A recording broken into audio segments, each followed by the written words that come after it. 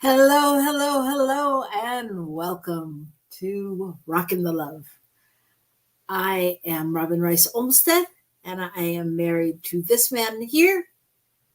And I am Gil William Olmsted, and we're happy you're here. We are happy you're here, and I'm happy to be here. Are you? Kinda, yeah. Yeah, it's been a rough place to get there, but I think I'm happy to be here. Okay, good. Let's change it. Let's make it an easy place to get to. And Okay. we have arrived. So we have arrived when we are happy to be here. I um I am in Southern California, in Carlsbad, California, and And I am coming to you live from Albuquerque, from my kitchen table. So there you go. are you talking slow because that's just how you talk, or like do you find it hard to remember where you are? And I ask you that because I find it hard to remember where I am. I have to. Oh, yeah, I have to think about it. Yeah, right. Yeah, I Yeah, have to I think think about it. Like, where am I? Wait, where am I sitting? What am I doing? because especially over the last year and a half, there's been so much back and forth and in and out of different places. I'm always like, when people are like, "Hey, where are you now?" I'm like, I'm, and I have to like look around and really make sure that that's where I am. Yeah, that's an interesting thing. Interesting. Yeah, it is very interesting. But what I know is that we are here now. And we are interesting. So there you go. And nobody has said hello to us, so there's nobody that will disagree. If you're going It's to right. disagree, speak now or forever. So Don't. we can look at that one of two ways. Either nobody finds us interesting or everyone finds us interesting. Oh, So there's Shay. There's Shay. Maybe she has something to say about that. hey, Welcome, Shay. Good to see you. Good to see you. I think you sent me a message and I didn't get it. I just saw that it showed up and then I couldn't find it. So if she you has said she something has to an me and event. I didn't She has respond, an she has an event at 4 o'clock your time tonight on Zoom. oh, really? Yeah. I didn't get it. So why don't you put it in the chat and that way we can let everybody know um, who's out there and especially me because clearly I didn't. So, okay, here we go. So much going on. How has your week been? Full. Um, Constant stuff going on, meetings and calls and people and oh boy, trying to stay ahead. I've said I was out of time. You assured me that that's not possible, but I'm not clear that I'm caught up with feeling that way yet. Well, So, it's you. Don't you understand? You are the architect of time. You are the architect. You're if you want to be out of time, you're going to be out of time. If you want to live your life on that spectrum of I got to get this done, I got to get this. This needs to happen, and it needs to happen in this time box. Then that's the way it's going to be. But if you decide the other way, then it's cake. all right. You tell U-Haul what time that trailer's due back. You, No, but that's not the point. It's bigger than that. But I clearly, you know. just can't go there right now. But yeah, it'll all work out. The trailer will get back. Oh, did you decide to go take it down? No, It'll all happen. It'll all happen in the perfect timing. And if it doesn't, it's still perfect.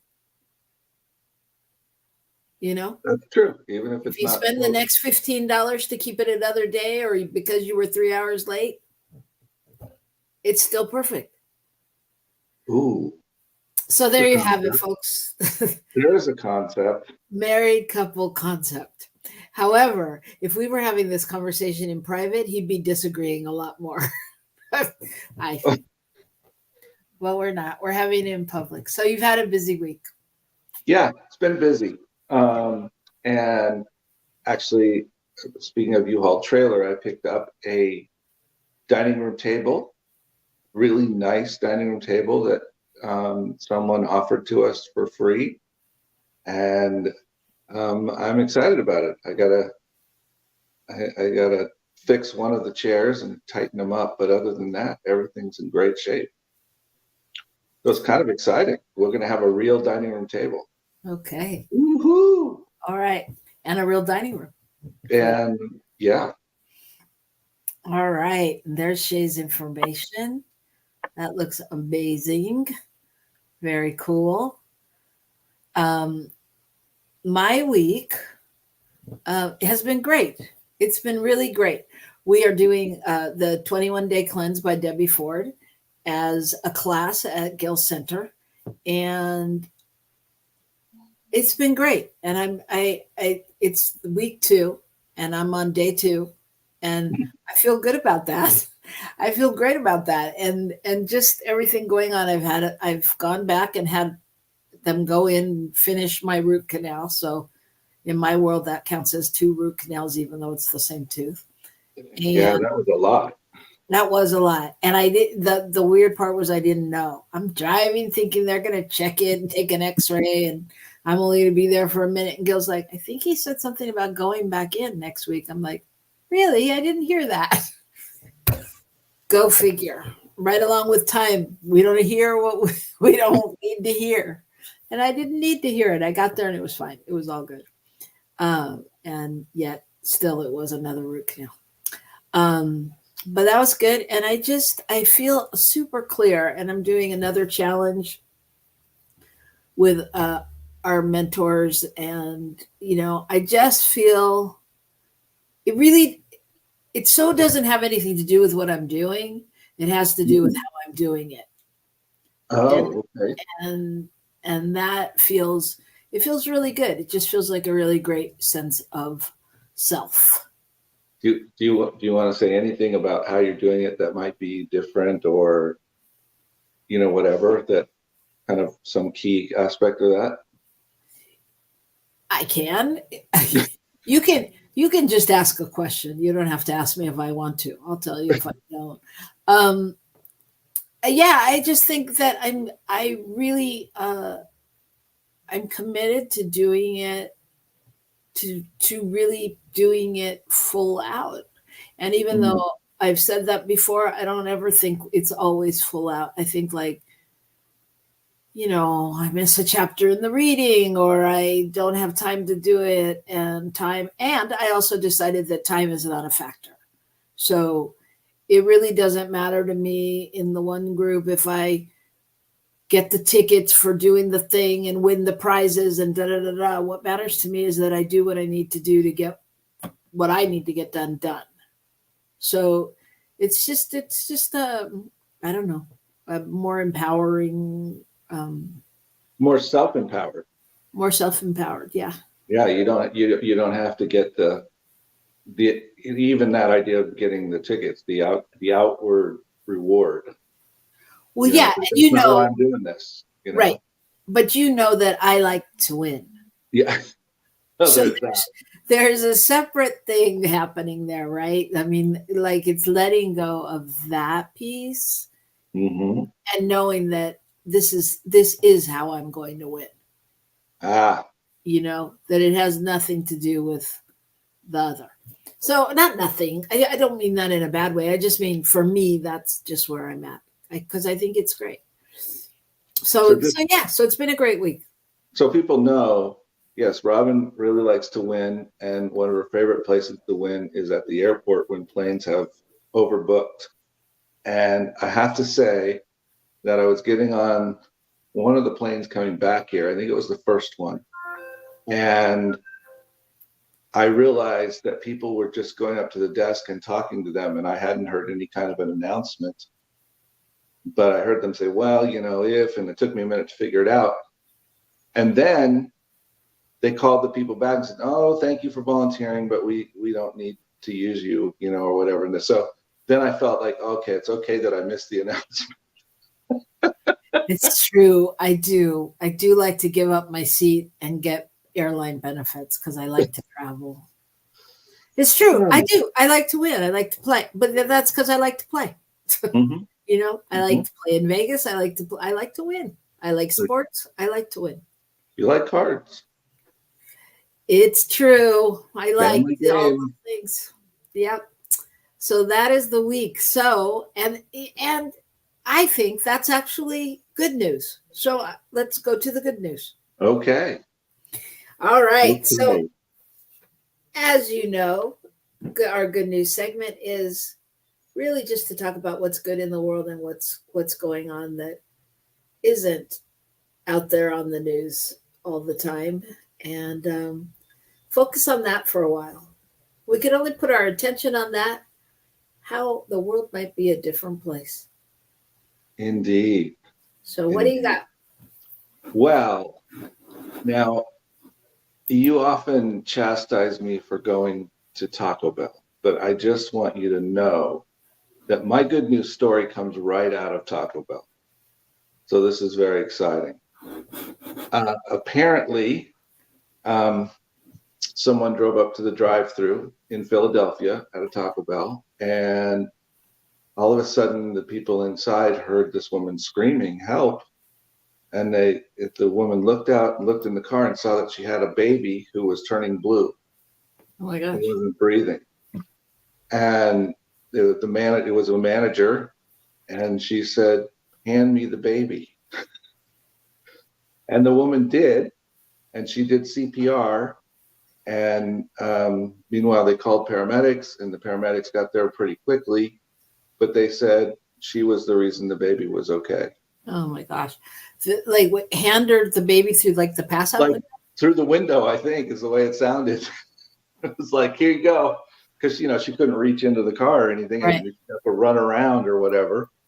So she just said, "Hand me the baby," and I just thought, you know, there's so many of those stories where people, get afraid someone's gonna be mad at them because the baby has a broken rib because they did CPR, those kinds of things, and I think it's great when we just get out of our own way and do what needs to be done, and that was clearly what that person did.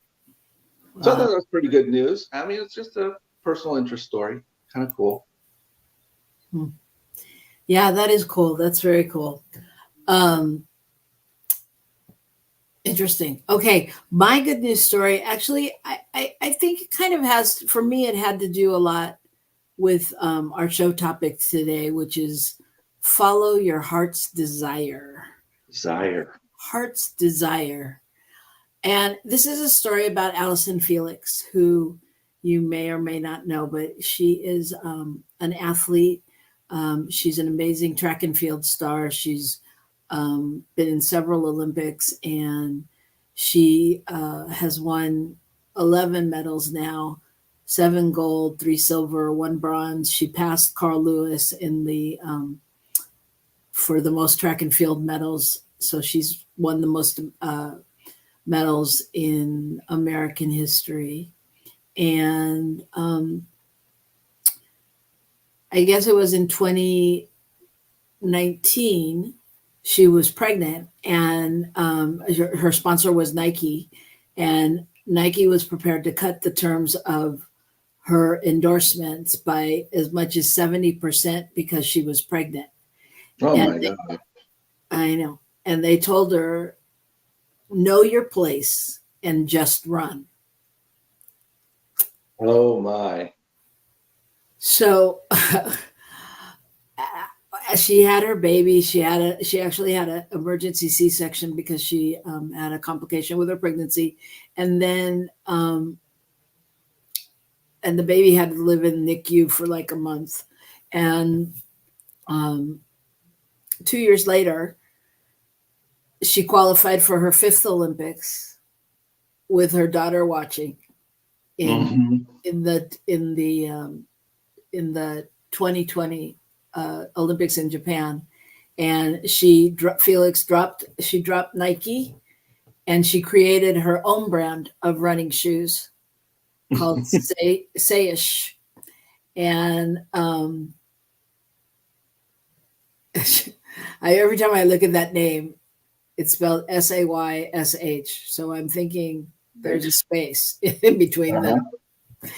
Anyway, those are her running shoes. She ran She ran in those running shoes, and she said that she used her voice and built her company um, for women so that they would never have to train at 4:30 in the morning while they're 5 months pregnant and to hide their pregnancy from their sponsors. Oh my gosh. Yeah. And so, yeah. So, and she also, her and a couple other athletes, they were, they obviously started a public outcry during this thing and during that time. And they were instrumental in having, prompting different brands, sports brands, to expand their maternity policies and things like that. Oh, wow. You mean they have to like keep up with the law and everything? That's kind of cool. That's great. So anyway, Wow. that's my story. So yay to Alice and Felix. And I just really thought that it is a story about following your heart's desire, Mhm. and really standing in your truth and knowing your passion. Well, and I think when we talk about heart's desire, I think it also points to the fact that you don't have to have one, Right. because clearly her desire to be a mom and do that was important, and she realized that it was important to sort of interrupt her other desire, and yet she didn't let that go either. Absolutely. Yeah. So yeah, there are no limits. Yeah. Right. All right. There are no limits. We know not where our show will go, so you don't want to miss a minute of it. Not a minute. So come right back here on New Thought Media Network in a minute.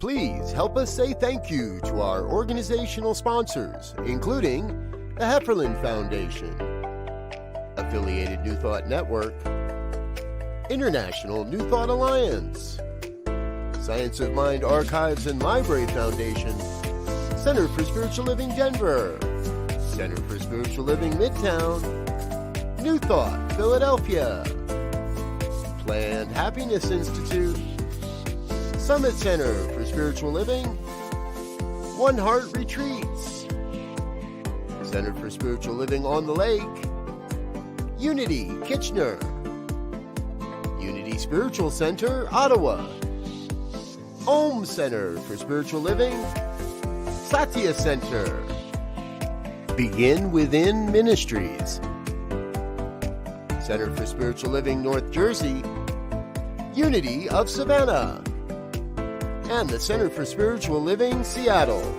as well as all of our individual donors. Thank you for being part of the New Thought Media Network. Please like, share, and subscribe. New Thought Media Network, positively inspiring.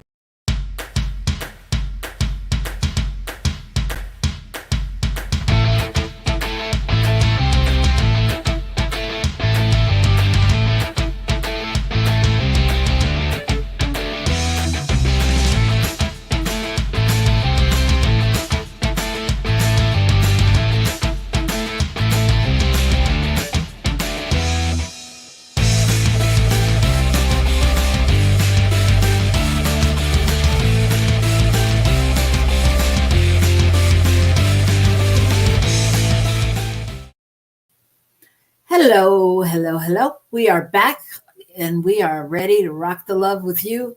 This is Rockin the Love. I'm Robyn. And I'm Gil. And we're happy to be here. All right, everybody. Thanks so much for coming. We are talking today about desire. Desire. Your heart's desire. And this is, as Robyn's mentioned, we're doing the 21-day consciousness cleanse, which is based on Debbie Ford's book. And so actually the very first day is about desire and realizing how much your desire pushes you forward. And how, so anyway, so we just want to talk a little bit about what's it mean to have a desire? Where does desire come from? What, how do we block our desire? Whatever those things are. Yeah, let's start with what is a desire? Do you have, how would you describe it? It's something you want and you're willing to work for, whether it's a thing or an achievement or something else in your life. Something you're willing to set other things aside in order to move toward. Really? I don't know that. I mean, so, okay, I'm going to tell you the definitions I found, because I don't think it's always an action. It's always a verb of like moving, because sometimes you have a desire and you don't act on it. Right? Well, right. Yes, you have desires that you may not act on, but if you were to have that, the idea is you have a desire that you want to do that with, but you may or may not actually do it. So the dictionary says, I have a couple of different definitions actually, but basically the verb is desire is to long or hope for, exhibit or feel desire for something, to express a wish for. Mm-hmm. And as a noun, they use it for like conscious impulse towards something that promises enjoyment or satisfaction in its attainment, a longing or a craving. Yeah, I think those last two in terms of the noun are more accurate in terms of what we're talking about. We're talking about a thing. Heart's desire is a thing. You know, we're not using it as a verb. Right. Like you are my heart's desire. Right. You think? Sometimes. So, all the time. But yeah. So yeah, I mean, I just think that it's desire is an interesting word. Yeah. So what did you think about, where did you want to go with this from those ideas? You know, and what you saw in the book, what you read in that section about desire, what do you think is helpful to go into? Well, I think that just deciding what it is and how it comes up for you, and are you following your heart's desire? Because I think there's a heart's desire and there's a soul's desire, and while they may be the same thing sometimes, I think that your soul's desire are those things that are your soul is longing to do. You know, you may want to do them as well, but they may be things that you put on the back burner, or they may be things that, you know, you've decided you can't do because you don't have the training, or you're too old, or you're too tired, or whatever your reasons are. So what's the difference between a heart's desire and a soul's desire? I mean, you know, I kind of think they're pretty similar. I think we have desires that aren't matching those, but I think those two are pretty. I think our goal is to align our heart with our soul, right? maybe, but I think for one of my heart's desires, might be for. Well, I think it depends. I had a different example in my head, but then this came into my mind. I was going to say my heart's desire might be for our kids and our godkids to do well and lead fulfilling lives that are, important and nurturing to them. Mm-hmm.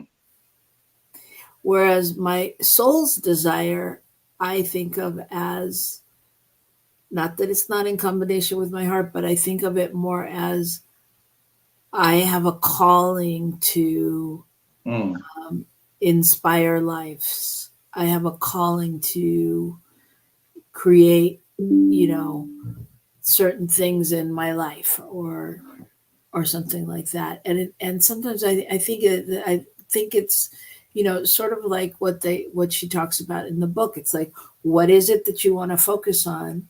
That's your heart. She calls it heart's desire. That's your heart's desire.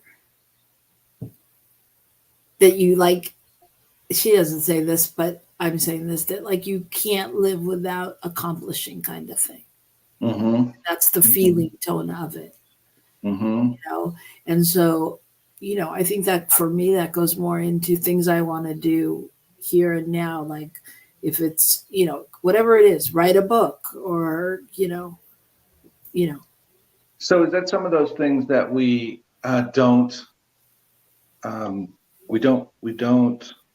when we don't accomplish them, it's like the things that we feel guilty or we kind of have regret about, or you know what I mean? I mean, some of those when we're not creating the space for ourselves to accomplish that desire. You know what I'm saying? I mean, I think those kinds of desires are the ones that sort of eat at the back of your mind, even if you've just quote decided it's okay, you don't need to worry about it. Mm-hmm. Yeah. Those soul desires are the ones that are coming through from the deepest places. They aren't surface. Well, yes, and I'll tell you, a couple of weeks ago or something on there's the 21-day cleanse if you're interested. Available on Kindle. Available. Paperback. Actually, yeah, and actually, I think we'll be offering it as a group thing in the future. So get your book and start reading, and then we'll offer a group that we can all participate in together. But what I was going to say is a couple of weeks ago, I did one of those things online. I don't know, something popped up on my computer and I don't remember why I did it, but I did it to, sign up for your free astrological yada, yada. And, I knew that they were going to sell me a big thing. I know. Hi, Patty. I knew they were going to sell me a big thing at some point, but whatever it was, I wanted to read something that it was going to tell me in that moment. And then, of course, I've gotten repeated emails every week. And then today I opened one and I read it. And I read my whole forecast that the guy had sent me. And I'm thinking, and he's like, this made me feel, and I'm thinking, it did not make you feel anything. You are generated. You just sent this out to me in an email. But what I read, I was astounded. As a matter of fact, I was going to send it to you because you really would think it was talking about me. And I'm like, okay, so does everyone born on when the moon was in this position and the stars in that position really? I mean, so much so that it said things like you're sometimes oversensitive and you think that people don't like you, which is, poor Gil has suffered with me going, I don't think they like me for 20 years. And he's like, what are you talking about? They don't even know you. So anyway, but you know what I mean? I mean, but all of the things in there were like so specific. And I was like, and it was telling me what my heart's desire was. You desire to even using the words like to live an inspired life, which is what we say.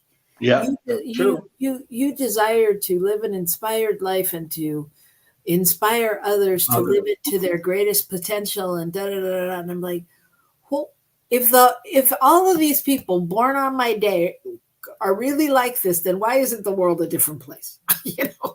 But I'm just saying, like, I don't know what made me say all that. Something to do with, is it, where does it come from? So, like, is it somehow our destiny from the stars? Is that kind of what you're saying? I mean, asking. Yeah. Yeah.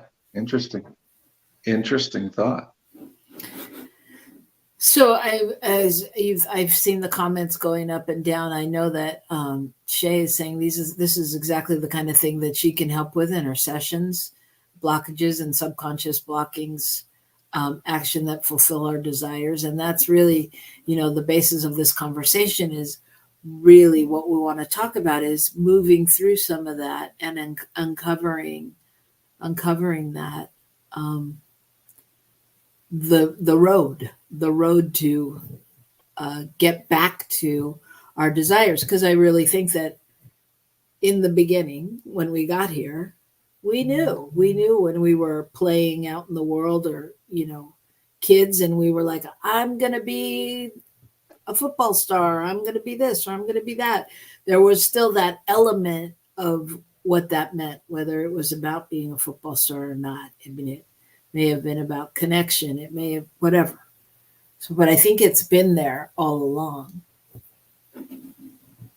So what I'm hearing is it sort of goes along those lines of how we live our lives, and we're constantly uncovering who we really are and what we're really here to do. I mean, some people seem to grasp that pretty early, and other people, it takes a very long time.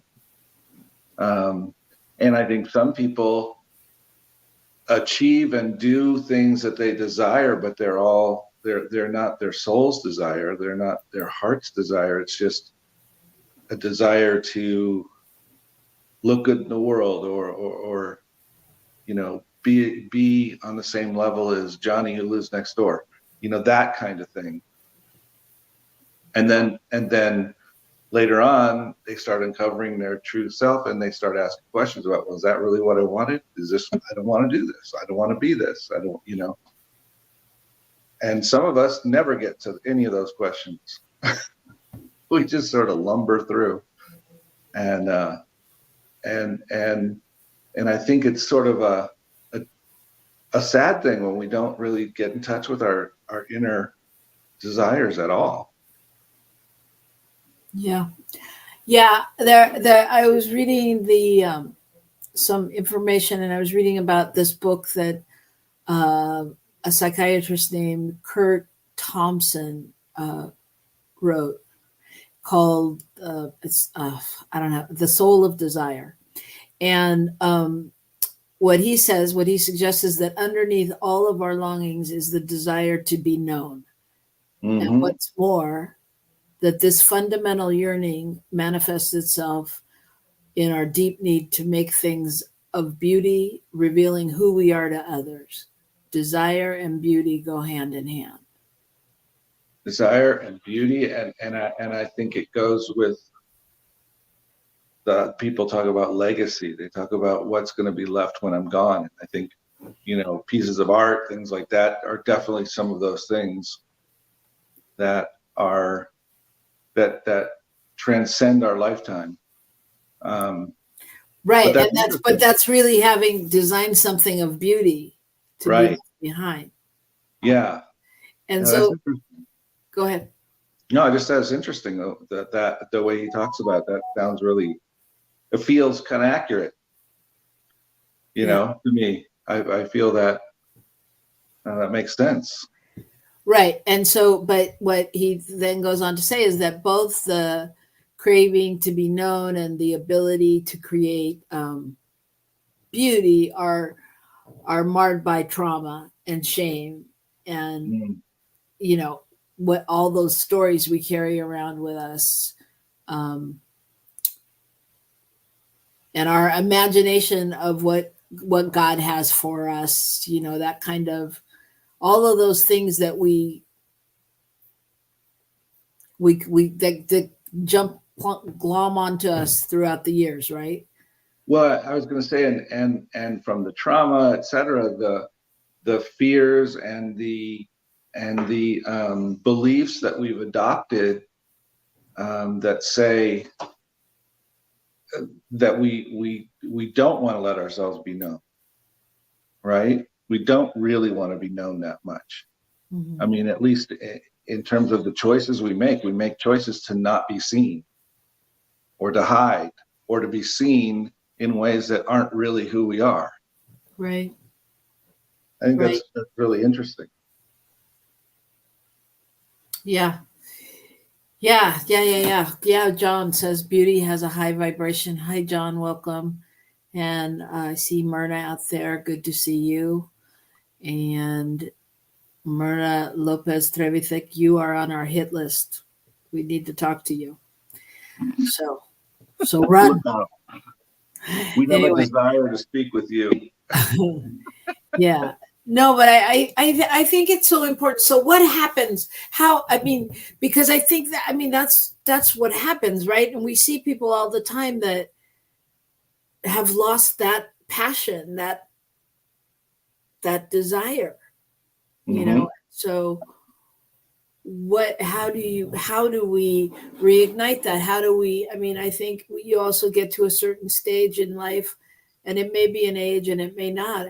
But where you're tired and you're done, you know, and you, and you need to reignite the flame, so to speak. Right. I wanted to comment. Shay, you said that that's the part of us doesn't want to be seen. That's the ego keeping us safe. Yeah, that's the ego in its illusion of keeping us safe. You know. Whoa. I have a hard. Okay, so how can that be an illusion though? Because it's often particularly when it starts to get in the way of actual, when there's not actually a danger, but we're still living from that space of keeping safe, then we can't move on. So I have a really challenging time with this whole ego thing. And I was actually thinking about it the other day, thinking, why am I so protective of the ego? Because I think the ego gets a bad rap. I really do. And I remember saying that in some workshop years ago. And I really do. When we say the ego trying to keep us safe, even, I think like, if you want to call it the ego, fine. So if it's the ego, I think the ego then is keeping you safe. I don't think the ego is always a bad guy. I think it always gets portrayed like the bad guy, more or less. I know not always. Well, and I don't think, you know, even in that statement that's necessarily saying every time the ego does anything, but the ego's job in part is to keep us, is to build that safety net around us. And if we allow the safety net to stop us from getting where we need to go, then it's now in the way.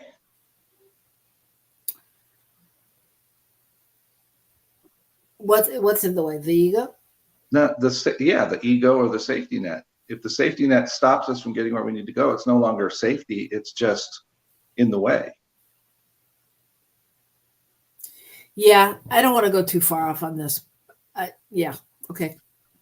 I'm gonna surrender to it right now. We do a show on the ego, we could take it into battle. I just, if everything happens for a reason and everything's God, why is the ego separate. Why is there anything we need to release if it's all God? I mean, to me, it's the same question. And I think it's a matter of how we talk about it. It's not that we are saying you have to get rid of it and obliterate it. What we're saying is it's not the focus of what we need to be looking at right now. Okay, I hear you. I hear you. And Shay says you're right. Shay sides with you a lot, but Yeah, I know. Which is why I'm glad she's here. Thanks, Shay. But Myrna says, I believe ego is part of us. It's not bad, neither good. It serves us in life depending the circumstance. And that's basically what I'm saying. But I still think it gets a bad rap. I just do. I think, because people just are fast to say, it's the ego. It's your ego. It's this. And I don't know that it's always that. I mean, like in a bad way. I mean, it's okay. I said I was going to stop. Yeah, you're awfully defensive of this ego thing. I am. And I fully am. And that's what I said to you the other day. I was trying to figure it out. Like, why do I have so much investment in this ego thing? Okay, so Shay really is on your side. So there you go. We're both right. I know she said it before, but I've been keeping score and you're winning. You have more you're right, Gils, than I do. You're right, Robyn. I know she acknowledges me, but that's okay. That's all right. Anyway. I didn't know we were having another contest. All right. I told you I like to win. I gotta like transport it to a different level. So all right. So back to desire and where does it go and how do you get it back? And what are the keys? Because sometimes we have been hurt, we have been life has not necessarily opened up the pathway the way we would like. Yeah. And we give it up. Oh, thank you. Oh. There's a difference between giving it up, if you will, letting the desire go and just going, forget it. I'm not going there anymore. And trusting that the desire will fulfill itself at the time it needs to do so. Because I think, and I think that's where people then continue. They go, okay, I'm going to go back and start training because my desire is to be in another Olympics. And so instead of being upset that they may have missed one, they just continue moving forward when the time is right. And sometimes we try to get certain things and we don't get them when we think we want them. And is that, we try to accomplish things in our lives. We try to offer things and they're not accepted. And does that mean that's not who we're supposed to be or not where we're supposed to be giving? Well, no. And that point, yes, that point, I think you make well that, and if you're referring to the good news story, I think Nike told her, know your place. And she was like, all right, I do. I'm going to just do it, and she moved on. But I'm saying, how do we, when we've let go of a dream or seemingly let go of a dream, how do we get it back? How do we renourish it? Because I don't think that your soul lets go of your dreams, and I think that's why so many people, quote unquote, die with regrets, right? I think your soul's desire is embedded in you. So how do we not let it die within us? How do we rekindle that space if it's been dampened? Mm-hmm. Mm-hmm. I think it's a really good question. It's a really good question. So Shay says some desires are just not in the plan. I always wanted kids, and now I know why that didn't manifest, and I really trust God now because that didn't happen.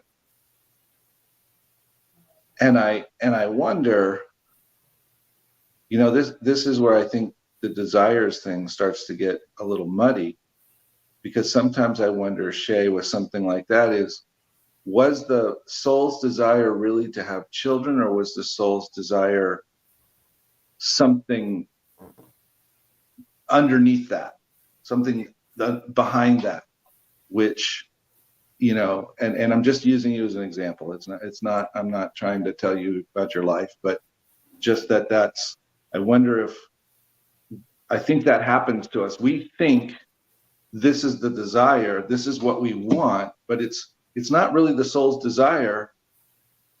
It's one of the ways it might outpicture, And Yeah. if we get stuck on the ways it outpictures, then we miss the opportunity to embrace that desire where it shows up.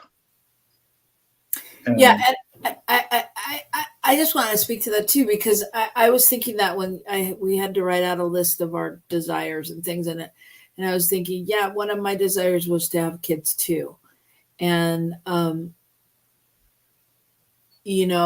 and I was thinking about that because I was thinking about all the kids I have. I have no kids biologically, and yet I have so many kids that I've parented or mentored or mothered or whatever they would say. I don't know, but I mean, I know that there is a group of people that I know are my kids, and those aren't even my stepkids or or things like or that. any of that. Yeah, no, that's beyond that. And so I was trying to justify that, not justify it. I was trying to understand that and see if that applied in my head when I was thinking about that. And, so I was thinking, so my soul desire was exactly what I know my soul desire is. It's just, I had to put it into a different box because I was like, my soul desire is to inspire people. Well, have I inspired people? That's what they say, Mm-hmm. I mean, there's a group of people that would say that I have inspired them that were kids, and all the kids I've worked throughout the years, So is it my idea of how it should have looked? No, not at all. And yet have I fulfilled somehow, when I leave this planet, will I know that I have fulfilled that? On some level I will. Yeah. So sorry, got a little teary there. Yeah. Well, that's a personal thing. Yeah. Yeah. It is a personal thing. Thank you for sharing that, Shay. Oh, and she says, yes, Gil, I wanted to experience that kind of love, and now I have it for myself and God. Yeah. Yeah. Yep. Yeah. So I want to encourage people though to dive deep and really find or remember what your desire is and what your passion is. And, I can't believe this hour is up. But I would say to that, I think in order to hold on to your passion or to move forward, I think that one of the things you have to do is be willing to let go of your inner critic, because that may talk you out of it and or talk you into a different place. Yeah. I think also you can't compare yourself to anyone else or your journey to anyone else, because it's all God's time, right? I think that my life should look totally differently at this numerical age that I am and stage of my life, and yet it doesn't. So it's like we can't compare. We just have to keep taking those baby steps forward. Yeah.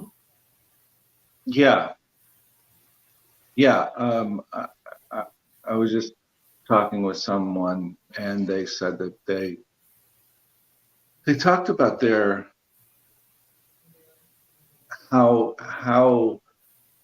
well, for just to explain it easily, how judgmental they are of themselves in terms of how life is shown, how they've shown up, how it, not how they've shown up, how it's shown up to look to them on the outside, how they're evaluating it. And it's not, it's like, oh, that wasn't the desire I had. Well, that's often, I think that's because we judge it so harshly because we have it in such a box, or we have such expectations that we've grown up with. Like, if I'm going to be a successful bowler, then damn it, I better have 300-point games every time. It's like, maybe you're a successful bowler at 200, maybe that's good. That kind of thing. That's not the best example, but you get the idea. I do get the idea. Yeah. I just think it's so important that we each remember that we're forging our own path. That there may be a roadmap and there may be a blueprint, and it may not take you to the same place. Mm-hmm. And so I just think it's important to really, follow your heart and stay on your journey. Yeah, I'm sitting here thinking about my sole desire, I believe, to be, quote, in ministry, and then what that supposedly looks like or has looked like, what I thought it should be. And I remember us talking about this, and I remember when I allowed it to just be okay, it was really powerful. But when I was door to door with Comcast, and I was in ministry, right? Comcast is not your general spiritual community, but it became an avenue to be present for people. And really, my soul's desire is to be present, is to support, is to inspire, is to all those things. And I called it ministry, Right. Yeah. And I think, also just being willing, to that, being willing, if you have somebody in your life, a friend, a buddy, somebody, a partner, somebody who's close, somebody that you can, share the journey with, and know that they're supporting your vision and holding that space. And I think it's really important also not to be afraid to ask for help, which I think was part of your journey in all of the ministerial stuff, and just being present to all that. Life is such a journey. Indeed. Free will and destiny. Is that it? Free will and destiny. Is that? Would you like us to talk about that next in one of our next shows, Shay? It's one of her favorite topics. It's one of her favorite or the favorite topics. There you go. Yeah. Well, so much to think about, but the question for the day is, what is your heart's desire? What is truly your heart's desire? And are you following it? Yeah, and just think about, if it shows up as something, maybe even ask the next question of, is there more to this desire that I need to know? Is there something under this I need to understand that will help me know how to move forward? Yeah. And I think also that inquiry into what it may look like now, as opposed to what you've held in your mind, right, for decades or something, right? Yeah. All right. Oh, so much. This is a big one. This was a lot of information, a lot of processing for me anyway. So I'm going to do that this week while I rock the love in other areas. I'm going to continue on this 21-day cleanse. We'll share more with you next week. And yes, you're right, Shay. It is that we are talking about all of that. We're always talking about all that, right? Because those are the qualities of God. And that's what we do, talk about spirit. So thank you so much. Thank you, everybody, for listening. Thank you for being here. And you're not alone this week. Just know that we're all rocking the love together. And we're so honored to be doing that with you. So keep rocking the love, everybody. And we'll see you next week. Thank you, producer Michael Mangus. We love you. Bye. Bye now.